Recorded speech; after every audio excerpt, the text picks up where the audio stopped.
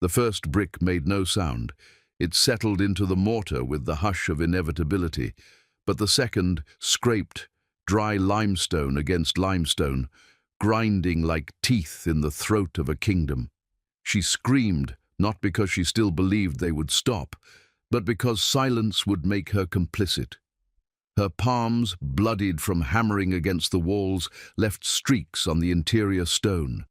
She had no sword, no audience, no trial. Only a room, 12 feet across, windowless, damp, and filling now with the dust of her own disappearance. Outside, the masons worked in silence. They had been well paid. They had been told to finish by nightfall. The work was not fast, but it was final. With each brick, the light narrowed. Her breath shortened. The last words she spoke were not curses nor prayers. They were instructions, spoken to no one, meant for no one, on how to be remembered when your voice is stolen and your bones are hidden in walls that history pretends not to notice. She was not a peasant, nor a servant, nor a nameless heretic. She had a title. She had a seal. She had once commanded armies with the flick of a jeweled finger. She had slept beneath painted ceilings and written letters that changed the fate of borderlands. Her name had been spoken with caution, then respect, then fear. But in the end, it was spoken only in whispers, then not at all. Her castle, once a citadel of rule, had become her tomb.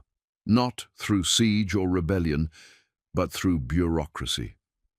The order to entomb her had been signed by someone she had once dined beside, perhaps a cousin, perhaps a rival, perhaps a king who knew that to execute her in public would raise questions, but to bury her behind her own walls would raise none.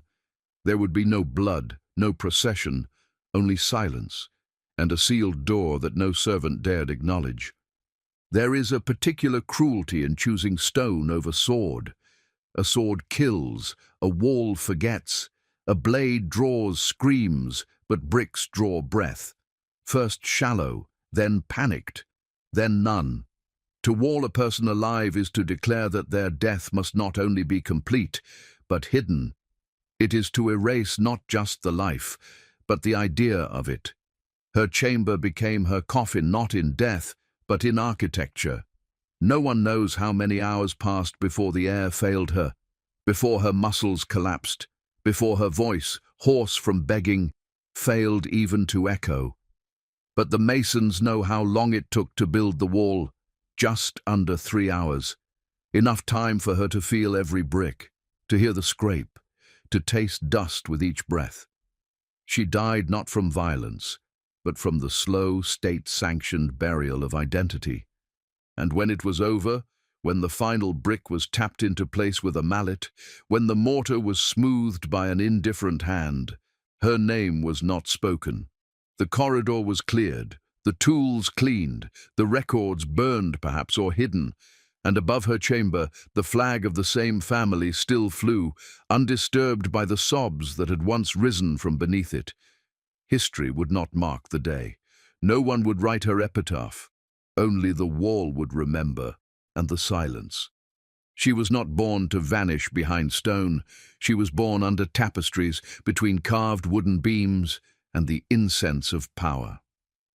Her breath first filled the halls of a noble house, where legacy was recited like prayer and bloodlines were polished like silver.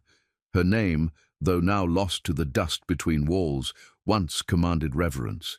She bore a crest. Her signature could shift land. She married not for love, but for strategy, cementing alliances between families whose borders were drawn not in ink, but in conquest. She was never soft, even as a child. History does not allow softness in women bred for influence. She learned early that affection was a tool, that mercy was a liability, and that the sharpest weapon in a court was the tongue, not the blade. She was wed before 20 to a man decades older, whose title outranked hers, but whose cunning did not. Together, they controlled estates, trade routes, and the loyalties of men who measured their loyalty in coin. She gave him heirs, some who died in infancy, one who lived long enough to inherit. But it was never a marriage in the way poets imagine. It was a fortress. She built herself into its walls. She ruled while he traveled. She judged disputes while he campaigned. When he died, suddenly, with rumors of poisoning never proven, she did not retreat to a widow's veil. She assumed control. In an age where power bled from male mouths, she spoke with precision, and men listened for a time. She held court beneath the same ceilings that would later mute her screams. She issued edicts. She brokered truces between feuding houses. Her castle became a place of arbitration, then ambition. Some say she became too visible, that her face appeared on coins without permission, that her voice was heard in matters of succession, inheritance, and, fatally, faith. Because power in that age was not merely about land, it was about alignment, and her refusal to bend, to kings, to bishops, to rivals, grew into whispers. Was she a heretic, a secret sympathizer with rebels? Had she funded the wrong claimant in a civil dispute that cost too many sons? Or was she simply too competent, too commanding, too complete? One record speaks of a sealed letter accusing her of harboring fugitives. Another hints at correspondence with exiled nobles who had raised arms against the crown, yet none of these charges ever reached a courtroom. That was the point. They didn't need to. All they needed to do was spread. She began to notice shifts. Servants once loyal became quiet. Missives arrived with seals unbroken, but eyes followed her with questions. The bishop who once offered her mass stopped visiting, and at court, her name was no longer spoken, not in praise, nor in condemnation, just silence, the same kind of silence that would one day entomb her. She sent letters to the capital. They went unanswered. She traveled to a feast and was not seated among her peers. The nobility, once eager to be seen in her hall, began to decline invitations. The walls of her castle, which had once held echoing footsteps of power, now carried only the hush of suspicion. Still, she held firm. She fortified her holdings. She paid her garrisons. She did not plead for mercy, because she had not yet admitted she was in danger. She had always believed power was armor. That authority, once worn, could not be stripped. But what she did not understand, what so few in her position ever do, is that power is not armor. It is a performance, and the moment the audience stops clapping, it collapses. The crown did not need to storm her gates. It simply needed to stop speaking her name. Invisibility became isolation, and isolation in that time was preparation for punishment. Then came the decree. It was not delivered by sword, but by scroll. A royal agent, cloaked in politeness, arrived unannounced. He did not threaten. He did not accuse. He merely requested that she remain within the castle while questions were resolved. She was not arrested. She was confined. Her movements restricted, her letters read, her guards replaced by unfamiliar faces. It was the beginning of an execution with no ceremony, of justice with no voice. Some say she tried to escape, that she bribed a servant to deliver a plea to the archbishop. Others say she stood in her courtyard, stared into the faces of the men sent to contain her, and demanded the law show itself. But the law, by then, was already building her tomb. There would be no trial, no confession, no scaffold, just the soft murmur of stone being carried to the basement of the Western Tower. A room was selected, airless, cold, forgotten, and behind that room her history would be buried, not by enemy hands but by her own house, her own crest still engraved above the gate, her own legacy hollowing out beneath her feet. It did not begin with a shout. It began with a change of locks. The gates she once passed through daily were no longer opened at her word. The keys, once kept in a velvet pouch at her bedside, disappeared. No explanation, no confrontation, just new faces at the doors, guards she had not appointed, men who would not meet her eyes. The corridors of her castle, which once echoed with authority, now hummed with the sound of muted obedience. Something had shifted. The air grew dense, doors closed a fraction too fast, courtyards emptied at her approach. The castle, her creation, had begun to turn against her, not in revolt, but in silence, not by siege, but by permission withdrawn. She tried to assert herself, to call her steward, to summon her council, but the council was gone, sent away for their own safety, or so they were told.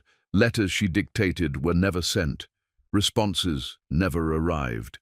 The chapel bell rang, but no priest came. Meals arrived late, then cold, then not at all. Water turned brackish. Candles were withheld. Then came the worst indignity of all, the tapestries removed from the hall. She asked why. A servant shrugged. "For cleaning," he said, and did not meet her gaze. She knew then. They were removing not comfort, but evidence. Evidence that she had ever ruled here, that her voice had ever mattered. They were preparing her walls for something new, or rather, for something final. It was not death they promised. It was waiting. One night, she awoke to the sound of stone being moved, not far, beneath her chamber perhaps. The scrape of iron against sandstone, the low voices of masons working after dark.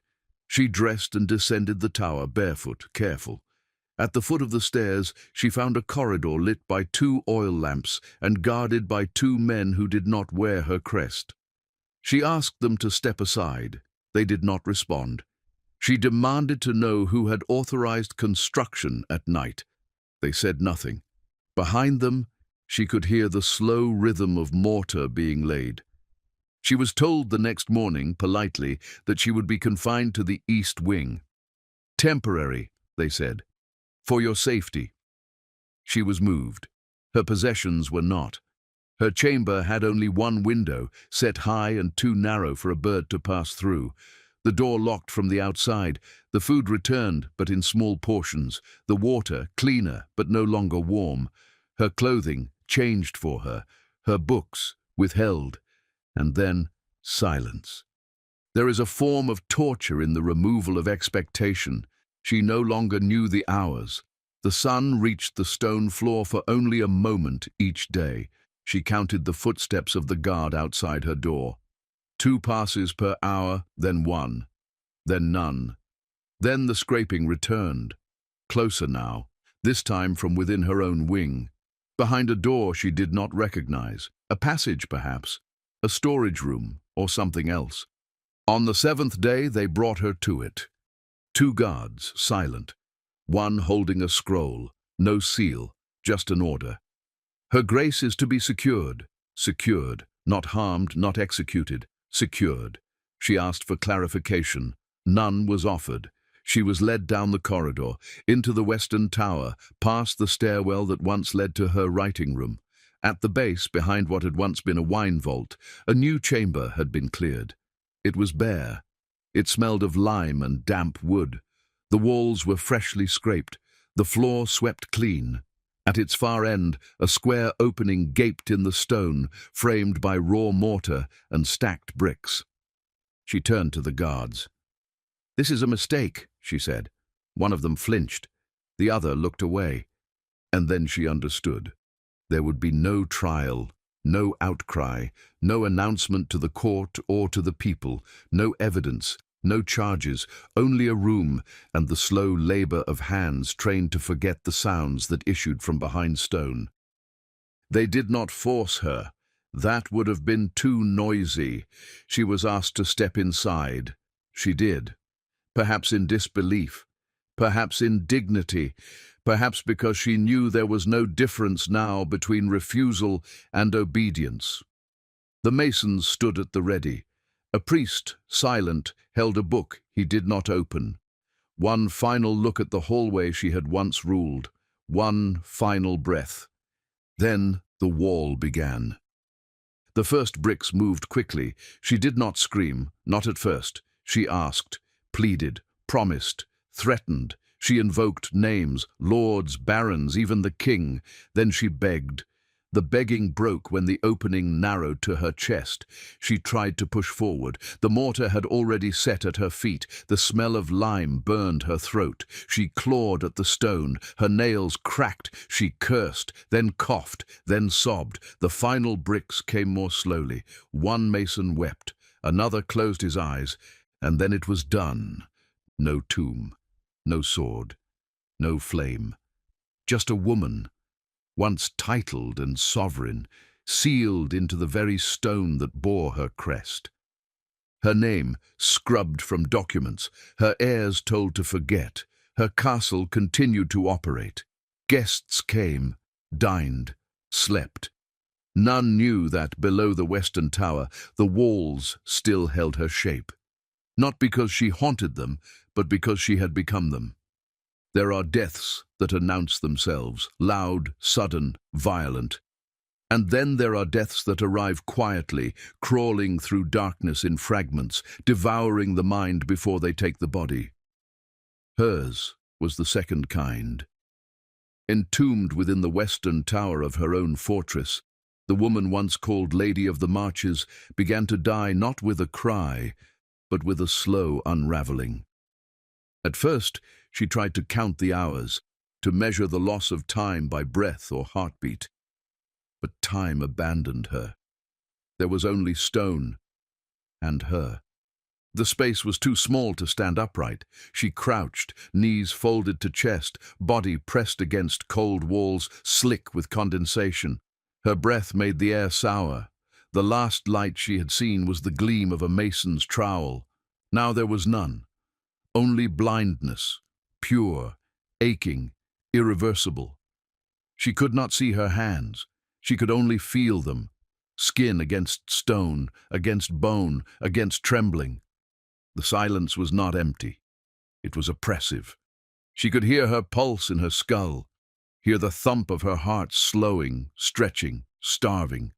The wall, once outside her, now crept inward, into her lungs, into her ribs, into her thoughts. Hunger began as irritation, then as nausea, then as shame. She tried not to eat the pieces of leather from her shoes. She tried not to drink her own tears. She tried not to think of food, meat, bread, warmth, salt. But the body is cruel when abandoned. It remembers everything. It dreams of feasts, then of insects, then of flesh. Her stomach turned against her. Emptiness is not stillness. It is noise. Her bowels released themselves. The stench filled the space. Her skin blistered. The corners of her mouth cracked. She called for help.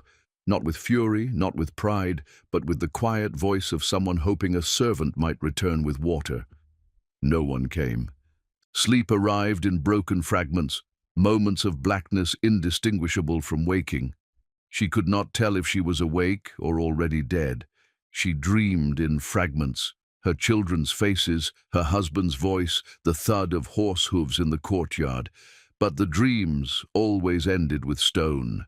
The same walls she had once adorned with banners now closed in with breathless weight. She sang at one point, an old hymn, but forgot the words midway. She tried again, failed again. Her voice cracked, then failed altogether. There is a moment in all slow deaths where the body concedes, where pain becomes past tense, where the hunger doesn't hurt anymore because it's irrelevant. Her muscles slackened. Her fingernails bled and then blackened. Her breath became shallow, measured not by intention but by collapse. Her thoughts slowed, then repeated, then vanished. The stone remained, cold, absolute, unmoved. No one marked the hour of her death. No one opened the wall. No one retrieved the body. To do so would be to acknowledge it had happened. And it was never meant to be acknowledged. That was the point. This was not an execution. It was an erasure. Her death was not for the crowd. It was for silence. The slowest punishment the state could invent. One that left no blood on the floor, no corpse in the field, no body to bury. Only architecture, only denial. The chamber remained sealed, Above it, life resumed. Pages ran through halls delivering messages. Nobles feasted. Flags fluttered in the wind. Below it in the dark, her body slumped into itself. Skin peeled. Bones collapsed inward. She returned not to earth, but to stone. There would be no relics, no shrine, no story. And yet, she was not forgotten. Because centuries later, when the Western Tower was renovated, workmen broke through an ancient wall. Behind it, dust, then bone, a ring, a scrap of velvet, a jaw clutched tight, as if trying to speak through mortar. No inscription, no name, just the unmistakable remains of a woman who had once ruled and been walled away for it. Her name may be gone, but her silence still speaks. The wall was not a punishment. It was a decision made by men who believed silence was safer than justice, who feared that executing her might provoke sympathy, but bricking her alive would produce only absence. And absence, they believed, could not rebel, could not rally, could not be mourned. The finality of stone became the preferred tool of obedience. In that wall, they buried not just a body, but a question. What happens when power cannot be controlled by tradition, nor extinguished by law? The answer was architectural. She was placed in a room too small for resistance, too dark for memory, too hidden for remembrance. And yet the wall did not hold, not fully, because centuries cannot contain silence forever. The stones that once muted her have become her mouthpiece. The castle stands, the tower stands, and the story, though shattered by time and made jagged by rumor, still breathes. No trial was recorded, no date of death engraved, but the outline of what happened remains clear. A woman rose too high, spoke too freely, ruled too well, or not as expected, and in return, she was not challenged. She was erased. The wall they built around her became the only monument she was allowed, not of stone, but of fear. And fear, once exposed, becomes instruction, because if a state can wall away a woman with a name, a title, a legacy, what can it do to those without them? That is why her death matters, not because it was unique, but because it was systematic, not because it was brutal, but because it was clean. And not because she haunts her castle, but because the silence she was buried in still lives in every institution that punishes without voice, every system that prefers disappearance to confrontation. If you want to hear more of the stories they tried to bury, subscribe. We don't just remember, we reveal.